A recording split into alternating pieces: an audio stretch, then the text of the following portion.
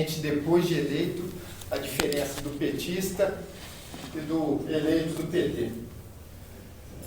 Como a gente pode contribuir com isso? Criar regras de ingresso no partido, como exigência de participação no estudo de formação e selecionar melhor os ingressos no PT. Porque como autocrítica, assim como a gente viu ontem, foi importante, e acho que cabe a autocrítica para cada um aqui também. Muitas vezes a gente ingressa no partido, pessoas que vão até favorecer a gente mesmo, pensando em coeficiente eleitoral, pensando em simplesmente agregar voto naquela região. Depois, a nossa cara queima de vergonha. Como isso pode prejudicar? Campanha de filiação em massa sem formação.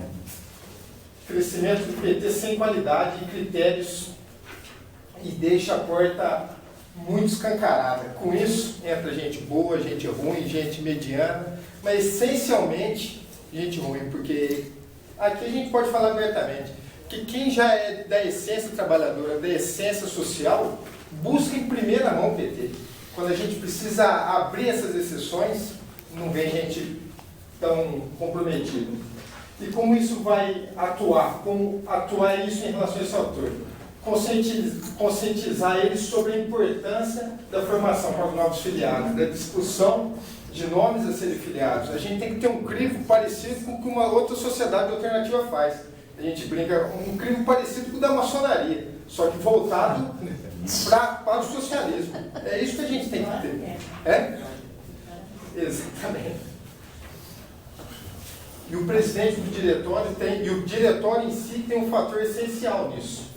E o que ele pega? Qual que é a sua vulnerabilidade nisso? A omissão, falta de compromisso, principalmente com o AP nesse caso, sem ser parceiro do governo. Como o companheiro disse, muitas vezes o próprio diretório passa a fazer oposição. A gente viu isso na atual gestão federal, quando muitas vezes o fogo amigo dói mais do que o fogo inimigo. Como a gente pode contribuir? Convencer o candidato e os filiados sobre a importância do AP. Se ele não tiver essa clareza, companheiros, ele não precisa nem ser eleito, não precisa nem estar no PT. Então isso é essencial, isso é regra. E como pode prejudicar? E não acreditar na participação popular, que é outro fator essencial. Uma obrigação é nossa. O povo, quando ele o povo, em via de regra, ele não gosta de político, mas quando ele é tocado, quando é interesse dele, ele lota as câmaras, ele lota os parlamentos, ele lota as ruas. Então a gente tem que fazer ele entender que isso é importantíssimo para o dia a dia dele. Ele tem que discutir o AP. Ele tem que fomentar, às vezes, até o próprio político a aumentar essa discussão.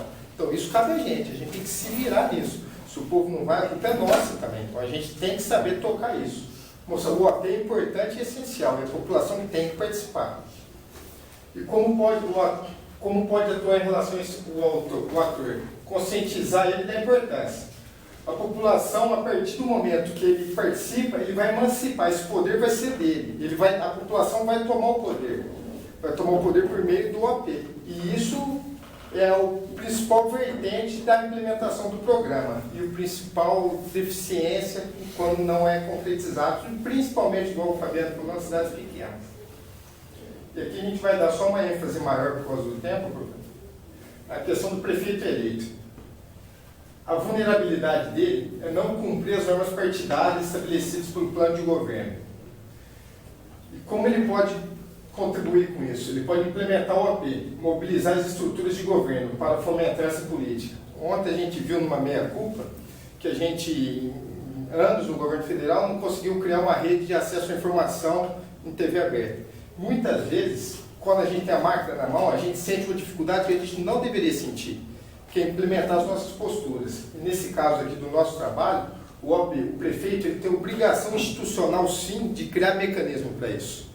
E essa é a diferença quando a gente identificou os outros fatores, por isso que ele tem que ter identidade com o partido, por isso que ele não pode se distanciar das bases, porque as bases partidárias vão cobrar ele disso. Os nossos companheiros são muito críticos internamente. Mas, acima de tudo, a gente tem nosso compromisso com a sociedade. Então, aqui, o prefeito eleito ele tem que usar a institucionalidade do cargo, sim. Ele tem que criar mecanismos, sim. Ele tem que buscar recursos, sim. E como a gente viu, os recursos não são de outro mundo, são recursos perfeitamente atinentes ao tamanho do programa. Já foi? Já foi. Posso te pedir um favor? Pode. Você pode abrir a porta, que tem o pessoal querendo entrar, e aí eles vão mandar um Bom dia. Bom dia.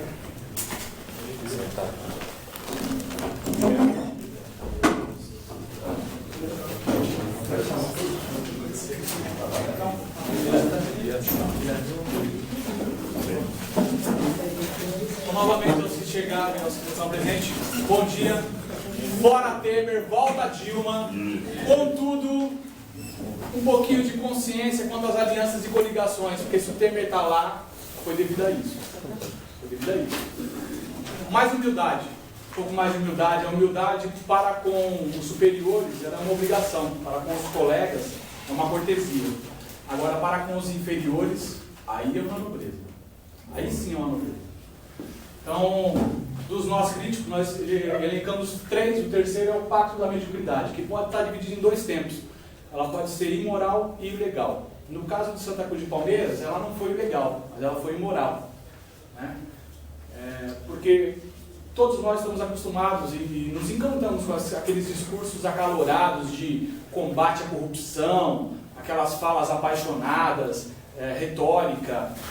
E aí, no entanto, quando nós temos a oportunidade, nós vamos abandonando aos pouquinhos, por conta da dificuldade de implementação das nossas políticas, porque a resistência é grande, porque tem que fazer as alianças de governabilidade, e essa governabilidade resulta no abandono das nossas bandeiras e o pacto da mediocridade imoral, não ilegal.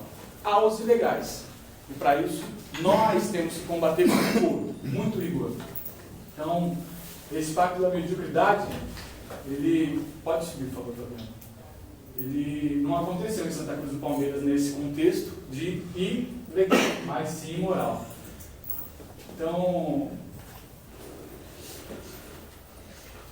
na minha opinião exclusiva, e eles me permitiram explanar, além de Santa Cruz do Palmeiras, eu percebo que nós temos esse pacto da mediocridade de abandonar as bandeiras em praticamente todos os setores aonde nós chegamos.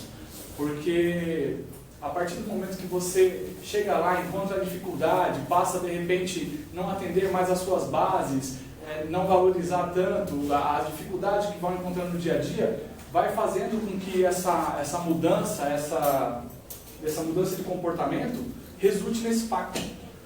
E ainda há os que se permitem se seduzir pelas formas de ganho fácil, pelas formas de ganho, né, de forma inadequada. Então, nós defendemos que é necessário a ampla divulgação, seja conhecido por todos os servidores públicos, do artigo 312 a 327, que trata sobre os crimes dos funcionários públicos, porque existe muita coisa que é praticado que a gente não tem consciência, que de repente talvez não seja crime. E para crime é o rigor da lei, não tem conversa. Agora, para as más condutas, a comissão de ética atuante, a militância cobrando atuante. Né? A lei de acesso à informação da presidente Dilma é maravilhosa, é uma lei que, coincidentemente, ela tem 13 páginas. Né? Coincidentemente, 13 páginas. Ela é de 2011, mas ela é fantástica, ela é maravilhosa.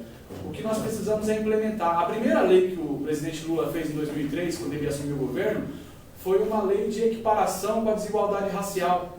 Até hoje nós temos dificuldade de implantar essa lei. Não é porque uma lei existe que, existe, pronto. Não, nós temos que lutar, brigar, temos que nos empenhar para que ela realmente aconteça. Essa da divulgação da informação da presidente Dilma, ela é maravilhosa, fantástica. Ela é realmente muito boa, ela é show, espetacular. Só que nós precisamos fazer com que essa lei ela aconteça. Se essa lei da informação da presidente Dilma acontecer, com certeza nós não vamos ter dificuldade em implementar os orçamentos participativos, não só na gestão de esquerda, como em todas as gestões. O que é muito importante, trazer a sociedade para a discussão dos gastos públicos e das prioridades dos locais. Então, nas ações, nós queremos exigir, acontece meio que uma osmose, uma coisa se interliga a outra, parece que é uma repetição, mas não é, porque uma coisa realmente tem influência por propagação na outra. Né? Então, exigir do candidato petista do documento no diretório, com transparência dos gastos públicos, embasar as bandeiras e decisões políticas pragmáticas de implementação progressistas, sociais, de esquerda, e cobrar, exigir isso do representante eleito ou nomeado, fiscalizar as ações, tomar providências com uma comissão ética realmente ativa e imparcial. Porque é muito simples é muito simples nós pactuarmos com uma, entre aspas, oligarquia, por uma pessoa ter maior influência, maiores posses, melhor condição. Isso não é moral. Então ela tem que ser imparcial. Melhoria da relação do diretório municipal com a administração, tem que ter uma sintonia. Fortalecer as bandeiras do partido junto à sociedade para diminuir a incidência de políticos não alinhados com as nossas ideologias e programas. Né? Moralizar as condutas e reconquistar a confiança popular. Se nós não nos esforçarmos de moralizar as condutas dos nossos próprios, a casa caiu. Se nós não nos empenharmos de moralizar a conduta dos nossos próprios, quem vai fazer? A imprensa vai fazer, e da forma que ela faz, massacrando, conduzindo, dando ênfase maior, né? E os outros partidos, para poder voltar, em vez de termos uma evolução, que todos nós estamos numa evolução consciente ou inconsciente, às vezes nós retroagimos. E a ação que propomos é exigir do candidato, isso aqui já foi as tarefas. Não, as tarefas. As tarefas. Isso. A ação está aqui, agora as tarefas. Você vai especificar as tarefas. A ação partidária é a confecção de cartas de compromisso com a lei de acesso à informação, elaboração de materiais propaganda, de mobilização junto à população, com compromissos assumidos pelo candidato junto aos filiados do partido, que são os maiores interessados na cobrança dessa postura. Exigir do governo eleito a criação de leis que facilitem o acesso à compreensão de dados públicos. Não adianta chegar lá e falar de forma técnica, colocar dados técnicos que as pessoas não consigam acessar ou tenha, de repente, a compreensão daquilo, como o Carlinhos disse. Né? Os recursos necessários são bastante humanos. Não são recursos caríssimos, não. Recurso humano, confecção de material e o financeiro, que pode ser controlado, deve ser controlado pelo financeiro, a partir das publicidades, né? A realização das campanhas. Prazo. Antes da homologação da candidatura, sempre mobilizar a população para estar junto, para saber a importância de estar acompanhando essas informações. O responsável por isso são os dirigentes petistas e os militantes do partido. Embasar as ações políticas pragmáticas, porque a militância política já foi, fiscalizar e retomar as ações com uma comissão de ética realmente ativa, rígida e soberana. Criar a comissão de acompanhamento do governo petista, cumprimento do plano de governo. Proibir a implantação da ideologia de que governo é governo e partido é partido, não existe isso. Está interligado, tem que existir uma sinergia. Não dá para dissociar uma coisa de outra. Usando os meios legais para a participação efetiva do diretório no acompanhamento das políticas públicas. Novamente, são recursos humanos que são necessários para essa implementação e recursos financeiros de realização de reuniões com o governo. São recursos baixos. Isso nos 4 anos de governo, seja ele municipal, estadual ou da União. Assumindo os compromissos com as transparências, o ator que nós elencamos é o diretório, que é o ator maior responsável dessas implementações, e a Secretaria de Formação Política do Diretório. É muito importante ter formação política, até para triar, de repente, as pessoas que nós conseguimos fazermos aliança ou coligação tenham um pouco do compromisso com a nossa identidade, com as nossas bandeiras. Né? Então, os recursos são, novamente, humanos, né? Pessoas, filiados, simpatizantes, as limitações e vulnerabilidades. Né? A omissão ou falta da vontade de fazer o enfrentamento necessário, não realização de discursos sobre a obrigação assumida pelo PT e seus documentos e bandeiras.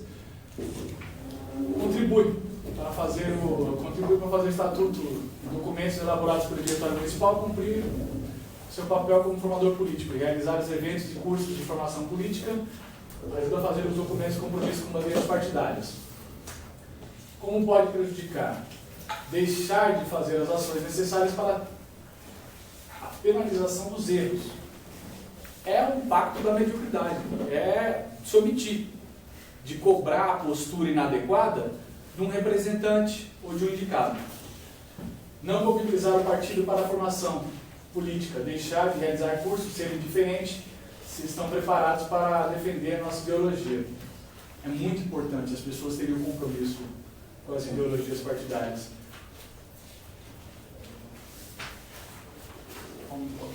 Nós vamos como atuar em relação a esse ator? Colaborar com o presidente, questão de confeccionar documentos, de instigá-lo a cumprir as normas nos casos de desvio de conduta, que é a cobrança, através de nós militantes para com a comissão de ética, para com a diretoria, a presidência do partido. Tem que cobrar, tem que cobrar. Não dá para aceitar desvio de conduta. Cobrar ações efetivas para ajudar a realização dos cursos e aprovar orçamento dentro do diretório para a secretaria fazer esse papel fundamental para os recém-filiados. Mal, você pode acelerar mais? Posso sim. Vamos chegar na conclusão.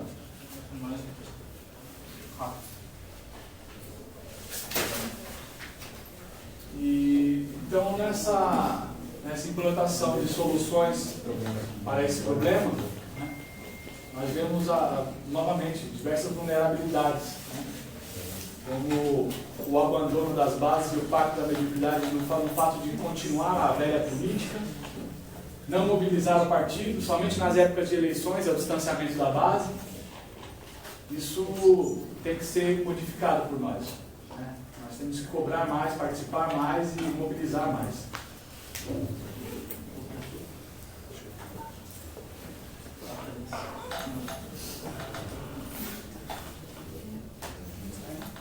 A comissão de ética, ela tem que ser ativa, rígida e soberana.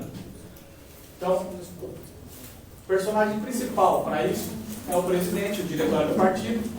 Recursos humanos são de filiados, as limitações são recursos fáceis de solucionar, porque estão no quadro de lideranças, né? Basta você saber selecionar ali e designar para que isso fomente de acontecer. Criar uma comissão de acompanhamento do governo com diálogo permanente entre o partido e o governo, fiscalizando ações governamentais. Como isso pode prejudicar? Não mobilizar o partido de defesa das políticas definidas do partido e dificultar a fiscalização no caso de ter alguma investigação de desvio de conduta. Isso pode prejudicar se não tiver essa ação. Então, cobrar a implantação do setorial no acompanhamento do governo e ajudar a defender junto à sociedade uma pauta progressista vencedora nas eleições, né? Então, o orçamento participativo ele não é uma bandeira difundida por todas as cidades, por todos os locais da nação. Geralmente pela esquerda, mas pelo PT. Então, isso é complicado. Patrimonialismo presente na sociedade e nos políticos brasileiros dificulta a implantação desse importante mecanismo na decisão dos gastos públicos com a sociedade. A imprensa, na ânsia de manter a manipulação dos dados e informações para a sociedade, não apoiam a acessibilidade dos dados pela população para manter assim os acordos explícitos das notícias. O que é filtrado, o que será filtrado ou não. Bem como de que forma, né, vai ser dada essa notícia, para que público, né, é a manipulação da informação. A forma política de direita normalmente não gosta de dividir o poder com os outros. Fazem a coisa pública como se fosse a iniciativa privada. Muitas vezes se deixam influenciar pelas demandas da sociedade e também fazem uso da prática do clientelismo para atender os seus problemas particulares, né?